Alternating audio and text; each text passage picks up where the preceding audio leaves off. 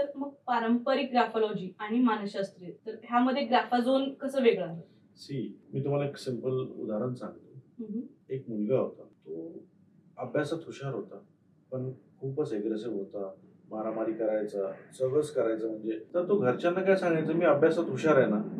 पण घरचे म्हटले, "नुसतं अभ्यासात हुशार असून काही उपयोग नाही ना. तुझा व्यवहार, तुझा विचार करण्याची पद्धत हे सगळं व्यवस्थित पाहिजे." तर ते मला त्याला माझ्याकडे घेऊन आले. मी त्या हिशोबाने थेरपी आणि डिझायनिंग केलं त्याच्यावर.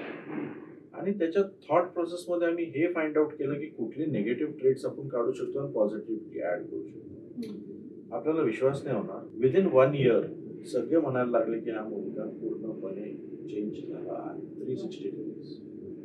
अभ्यासात तर हुशार होता, पण जे मॉरल म्हणतात ना आपण, मॉरल एथिक्स, क्वालिटीज ते सगळं आम्ही त्याच्यात